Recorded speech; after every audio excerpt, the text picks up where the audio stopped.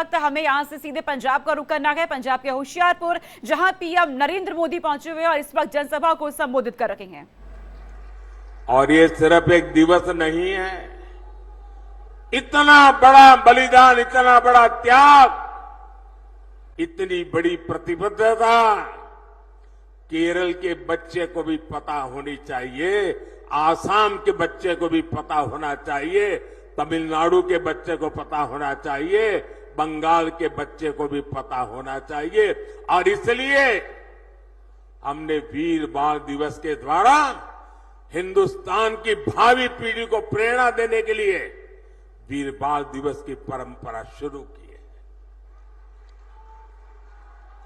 हमने हरमिंदर साहब के लंगर को टैक्स से मुक्त किया, विदेशी भक्त भी सेवा के लिए दान दे सके, इसके लिए हमने नियमों में छूट भी दी है। साथियों, विकसित होते भारत के सामने कुछ चुनौतियां भी है। कांग्रेस और इंडी गठबंधन की स्वार्थ की राजनीति, वोट बैंक की राजनीति ने देश का बहुत नुकसान किया है। इनका वोट बैंक, जो वोट बैंक के प्रति उनका प्यार था कि बंटवारे के समय के हमारे करतारपुर साहिब पर भारत का अधिकार नहीं जता पाए, यही लोग हैं जो अपने वोट बैंक के लिए लगातार राम मंदिर का विरोध करते रहे। अपनी तुष्टीकरण की इसी राजनीति की वजह से इंडी गठबंधन सीएए का भी विरोध कर रहा है। साथियों, आजकल देश के लोग इंडी गठबंधन वालों से संविधान की रट सुन रहे हैं। ये वो लोग हैं जिन्होंने इमरजेंसी में संविधान का गला घोंट दिया था। जब 84 के दंगों में सिखों के गले में टायर बांधकर जलाया जा रहा था, तो इन्हें संविधान की नहीं सूझी। साथियों, मोदी ने एक संकल्प लिया है कि वो दलितों, पिछड़ों, आदिवासियों का आरक्षण किसी को भी छीनने नहीं देगा। अपनी सरकार के 10 साल में मैंने लगातार एससी, एसटी, ओबीसी के आरक्षण की रक्षा की है। ये कांग्रेस और इंडी गठबंधन वाले मेरी इस कोशिश से भी भड़के हुए हैं। दरअसल आरक्षण को लेकर इनके खुद के इरादे बहुत खतरनाक हैं।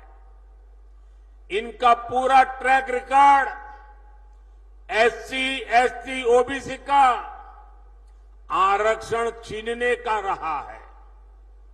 सरकारी नौकरी में धर्म के आधार पर आरक्षण हो, स्पोर्ट्स में, सरकारी टेंडर में धर्म के आधार पर आरक्षण हो, यूनिवर्सिटी के दाखिले में धर्म के आधार पर आरक्षण हो, ये संविधान की भावना का, बाबा साहब आंबेडकर की भावना का अपमान कर रहे हैं। ये दलितों और पिछड़ों का आरक्षण छीनकर उसे सिर्फ और सिर्फ मुसलमानों को देना चाहते हैं। ये धर्म के आधार पर देश को बांटने की एक और बड़ी गहरी साजिश है। 2024 के इस चुनाव अभियान में मोदी ने इनकी इस सबसे बड़ी साजिश से पर्दा उठा दिया है, उनको बेनकाब कर दिया है और इसलिए बौखलाए हुए हैं और लगातार मोदी को नई नई गालियां देते रहते हैं।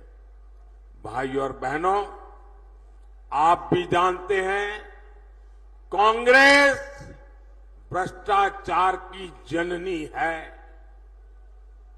60 साल तक कांग्रेस ने जो कारनामे किए हैं, भ्रष्टाचार की एक से बढ़कर एक वारदातें की हैं, ऐसा लगता है कांग्रेस ने भ्रष्टाचार में डबल पीएचडी कर ली है। और अब कांग्रेस के साथ एक और कट्टर भ्रष्टाचारी पार्टी भी जुड़ गई है। इतना ही नहीं, ये भयंकर झूठवादी पार्टी भी है। अब आप देखिए, यहां तो आमने सामने लड़ने का ड्रामा कर रहे हैं, दिल्ली में एक साथ चुनाव लड़ रहे थे और लोग भूले नहीं कि ये झूठवादी पार्टी, ये कट्टर भ्रष्टाचारी पार्टी की पहली सरकार कांग्रेस के समर्थन से दिल्ली में बनी थी। और इसलिए इन्होंने जो भ्रष्टाचार की जननी कांग्रेस है, उससे बराबर भ्रष्टाचार के पाठ पढ़ लिए हैं। हम छोटे थे तो एक कथा सुना करते थे, और कथा बड़ी मजेदार थी। वो कथा ऐसी थी कि एक प्रेग्नेंट विमेन डिलीवरी के लिए अस्पताल में गई और बेटे का जन्म हुआ, लेकिन जो नर्स वो डिलीवरी